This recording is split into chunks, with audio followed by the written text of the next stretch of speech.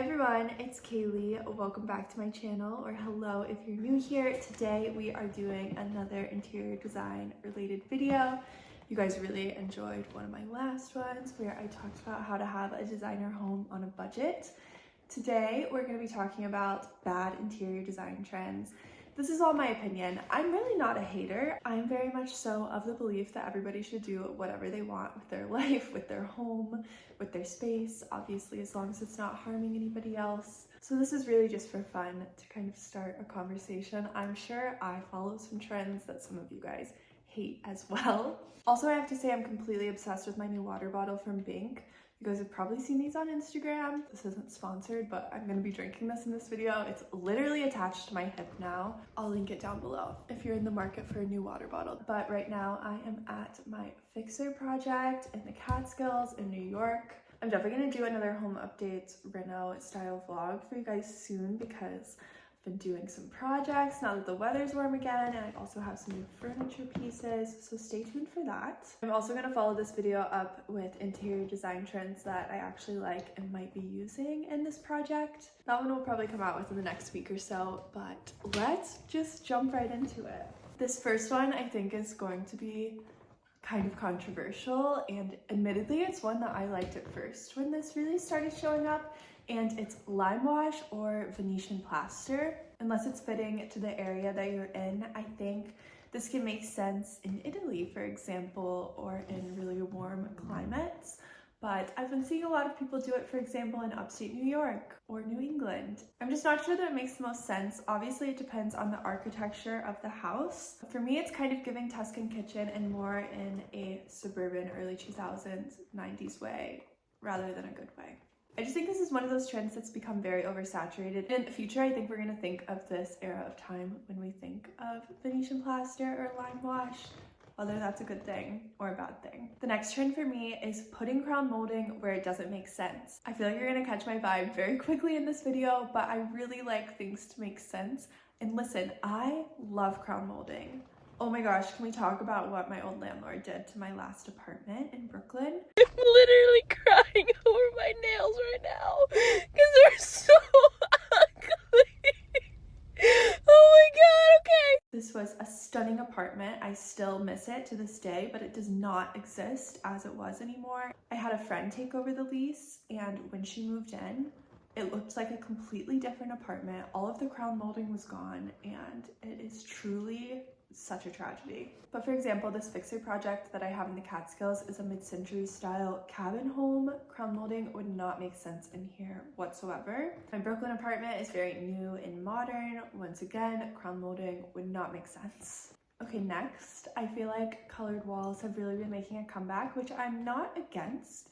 I'm definitely more of a white walls girl. When I moved into this place, these walls in our living room were bright blue. The carpet was bright blue. Some of our walls were pink and green and red. It was really intense in here. I will say they weren't the best color choices, but one of the first things we did was paint everything this warm white. We used Sherwin-Williams Alabaster. I love that color. For a more affordable paint, it can read a bit warm, even sometimes a little bit green with all of the reflection of the forest outside. But anyways, colored walls with white ceilings are a huge no for me. If you're gonna do a colored wall, I think you have to color the whole room, ceilings included. Otherwise, it actually hurts my eyes, and I feel the same way about accent walls. I wrote in my notes that maybe this is a brain issue for me. I feel like I do seriously have visual issues. Like, I'm in a bad mood if my space looks bad. I'm sure if some of you guys are watching this, you probably feel the same way. Also, if you're gonna paint, please do a little bit of research and the proper prep work. I think because painting is such an easy task, it's very easily obtainable to just go to your hardware or paint store and pick up some paint and some rollers and think that you can just do it, which, listen, you can just do it. I'm all for DIYs. I don't think you should really pay a professional indoor painter unless you have a hard to reach area or it's just something that you don't want to do. But get the tarps, do the proper taping, get the correct kind of roller for the paint that you're going to be using. You'll seriously thank yourself. Maybe pick up some paint remover and a putty knife while you're at it to clean up any mistakes. Really worth it. You don't want it to look messy. Oh, I also said that wood ceilings are okay in a colored room. This is a room that, like I said, I painted white, but we have wood ceilings in here and I wanted to leave them as is because I think it's a really nice contrast. Speaking of wood, I absolutely hate when people paint wood white. We have so much wood paneling in this house and I'm incredibly thankful to the previous owners that they did not paint over any of the paneling. I am working on a deck project right now where we are stripping and sanding our deck, which has had layers and layers of exterior paint. And it is so hard to get the paint off when there's so many layers, even though it's old and was already chipping. And I can't imagine how difficult it would have been to strip white paint from all of the wood paneling in this house. So I'm very anti-painting wood white. Love the warmth and coziness that wood gives. Ooh, also maybe controversial, a trend that I am really not enjoying is wallpaper. And I think this is specifically because I had to remove so much old wallpaper in this house, and it does serious damage to the walls. Even if you remove it the correct way, there will still be leftover texture. It's really such a pain to remove. I know there's like the peel and stick wallpaper now, but I feel like those kinds of things are a little bit gimmicky. Sometimes they work well, sometimes they still take the paint off your wall. And I think aesthetically, wallpaper is just not for me. I might do it in like a nursery or something in the future, but that's about it. Next, I grouped these all together and I said squiggles, checkerboard, or too many curved lines. Curved lines specifically have been having such a moment for, I would say, like the past 5 years.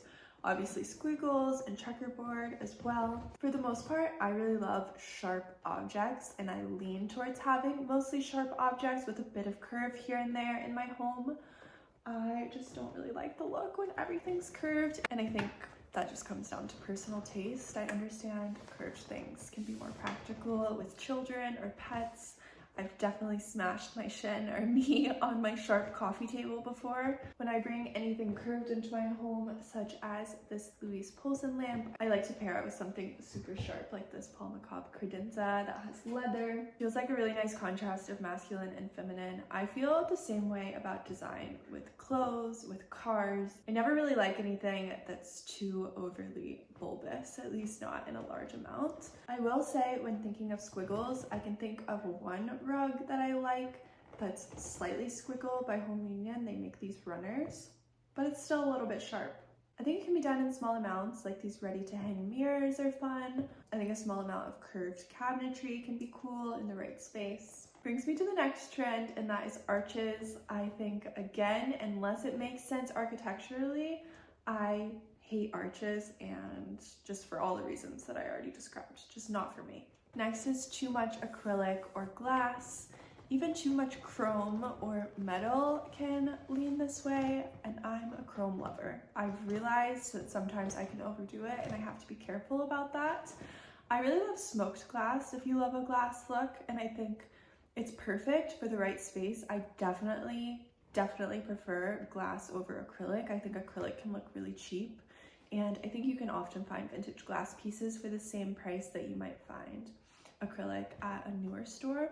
Glass is amazing for smaller spaces. I think the main place it works is a coffee table. I have two different glass coffee tables. One is a smoked flat glass. That's one of my favorite pieces I own. And then I have another one that's double layered for coffee table books, and it really lets the books be a part of the display. I think it totally depends on your space, but I would try to stay away from like a glass dining table unless you need one. Okay, this last one I sometimes do like the look of, but I just can't do it because I know how crazy I would be about cleaning it, and that is tiled countertops or islands. We might as well just include tiled bathtubs in this as well, which I feel like has been a trend lately, especially those really little tiles.